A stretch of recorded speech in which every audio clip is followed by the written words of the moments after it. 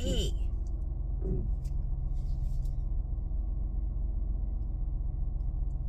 The stepmom is dead.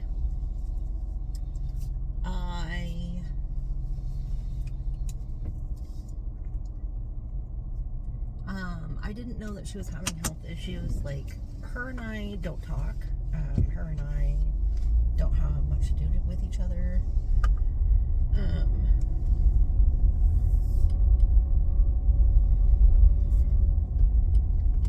Looks like there was a bear in the garbage enclosure over there.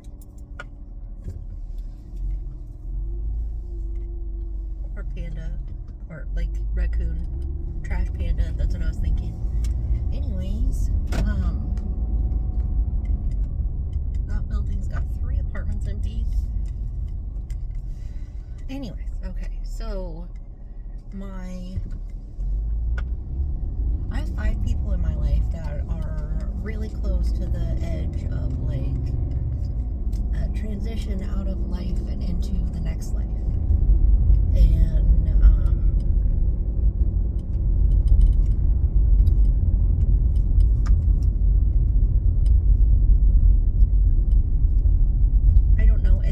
it's not that I don't have any idea how to feel right now. There is a million things going on inside of me, and I was talking to my kid about, like, stuff with the second wife. And I call her the second wife because the things that happened at the funeral, like when my dad died, made it extremely clear that I was not a relative, that I was not included as somebody that was cared about.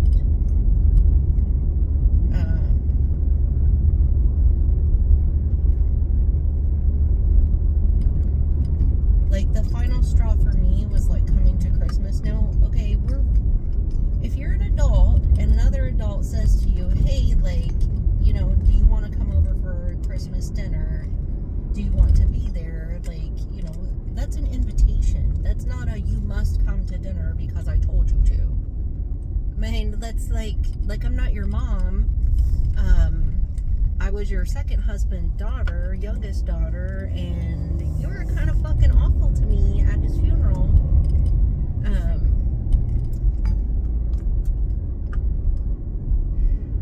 And, like, ever since then, there's been this, like, armor in place. Like, I talked to both my siblings and my mom last night, and my kid, and the biological, because,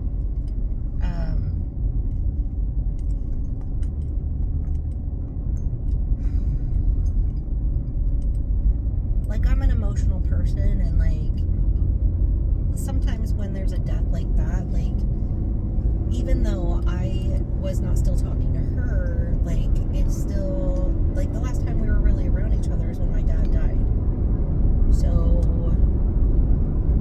what's going to get stirred up? What's going to come up? What's going to happen? What feelings are going to be evoked? And there's, like, a lot of emotional hurt that's just kind of been stuffed down and not really dealt with because I've not had to. Right? Like, or maybe it's that it hurts so bad that it's still just there.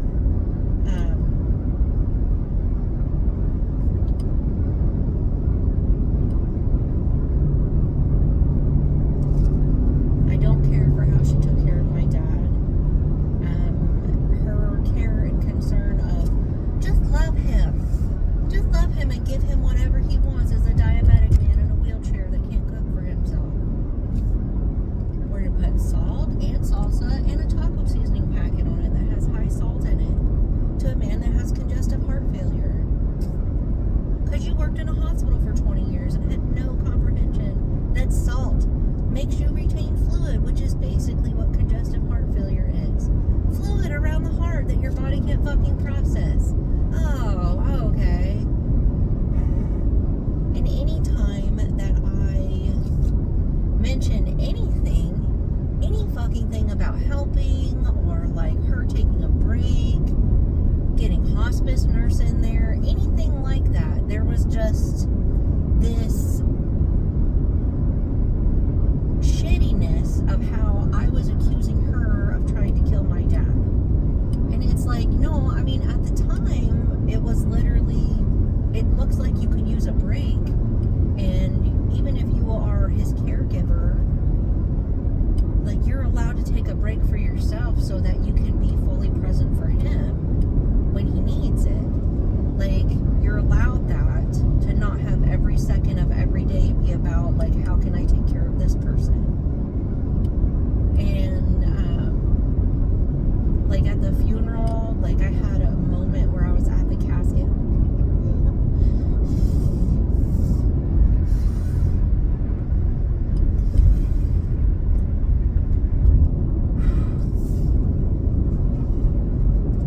I had a moment where I was at the casket,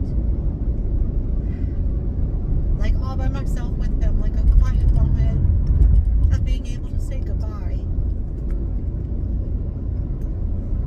It's like, okay, like, this is really it. Like, this is the last time I'm really actually going to see him physically.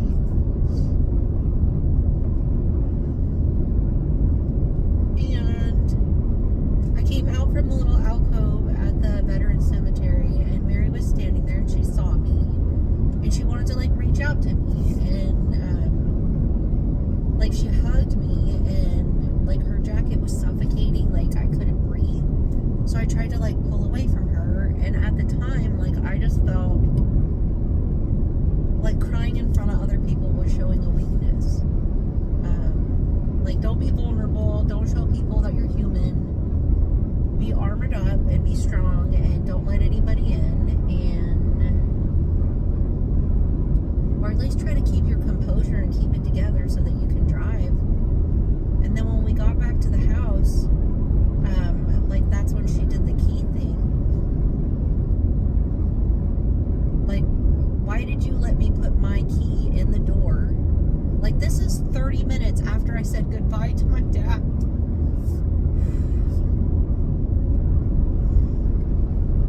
So there's still a lot of emotional hurt there.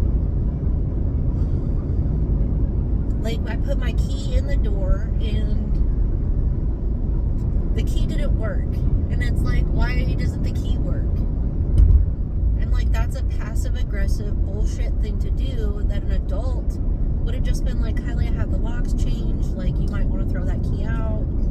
No. I mean, it's my dad's fucking funeral, but we can't be a human being.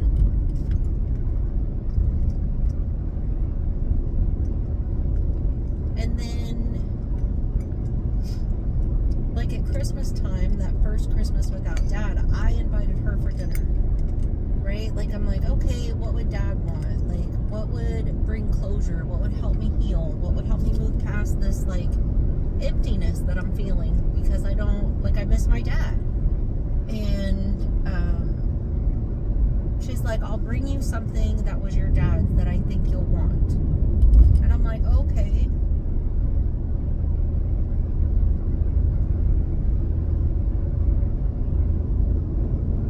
She brought me the pictures of me and my siblings and their children off the wall.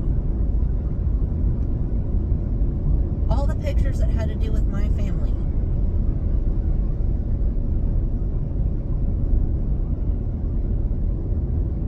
And I was sitting there next to my roommate, Robin. Mary's on this side, Robin's on this side, and I am looking at Robin, and I can't even fucking tell you the internal rage that happened of, like, I'm gonna rip the glasses off her face and stab her in the fucking eye and just beat the shit out of her. Like, fucking rage. Like, this fucking bitch is a horrible fucking person. Like, you have no capability of being civil. You have no capability of being a human being. Like, why did you accept the invitation to come to our house? Like, why didn't you just be like, hey, you know what? It's too much for me to handle, and I really just, I can't come over. Like, I literally can't handle a relationship with you, and I'm not trying to be a bitch.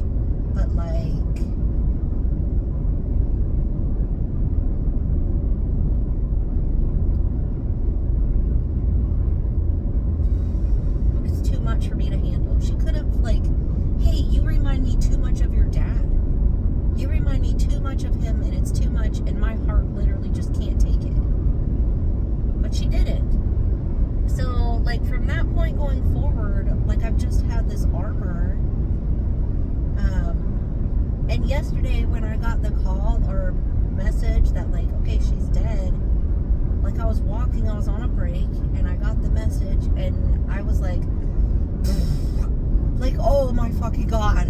Like, I cannot be at work to try to figure out what the fuck I'm feeling on the inside. Right? Like, it's not that I hate her. It's not that I wished her dead. It's not that...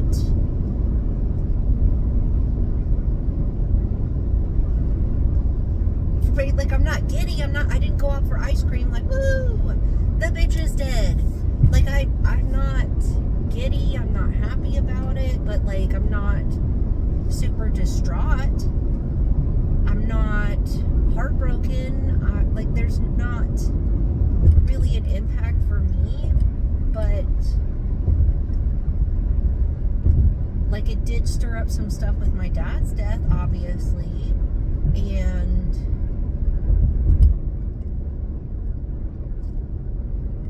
like, I feel bad for Andy, right? Like, Andy and I dated after I was raped and before our parents got married. And Andy is her youngest son and the only one in her family that is still alive. The only fucking one. Both her other kids are dead. Her brother, her sister, her mom, her dad. My dad. I mean, like, is he gonna be okay? Like, is he gonna die? Like, and he's been suicidal lately. And like, how do you deal with that much death in your life? Like, how do you deal with that? Like, he was kind and compassionate and understanding when it was like the first anniversary of getting raped, and I couldn't handle him touching me. I didn't want to be kissed. I don't want you to console me. And like, he was good to me. And then his mom and my dad moved to Iowa and were around, and our relationship kind of went south from there. And then our parents actually got married, and it was like, incest is not best. I know that it's not incest because we're not actually biologically related, and we didn't meet until we were both 18, but it's just, well, this is awkward now, and like, I don't really want to kiss you, especially when that's your mom and my dad kissing. Like, it's just, nope. And I hope that he's okay, and I hope that if he gets to a really, really low point, I hope that he reaches out for help. I hope that his partner's family is super supportive, and they have like really scooped him in, because he doesn't really have a family now. And like, that's like, I'm kind of neutral about her, but like, I hope that he's okay. And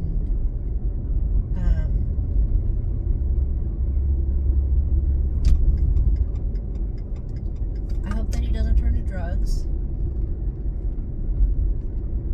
like he did when we were together. I mean, that was, you know, like, fucking years ago. Years and years and years ago.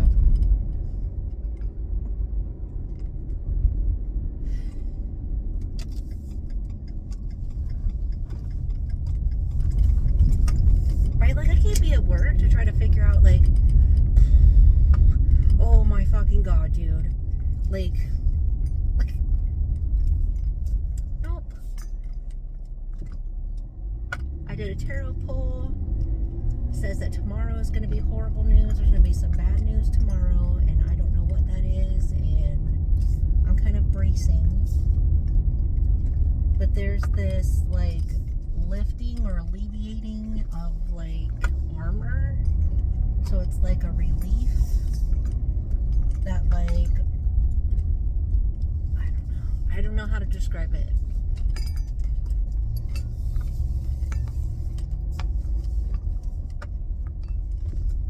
that's where I'm at mentally and emotionally, and I'm at work.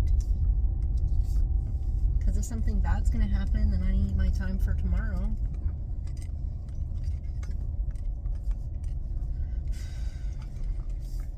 So we'll see what happens.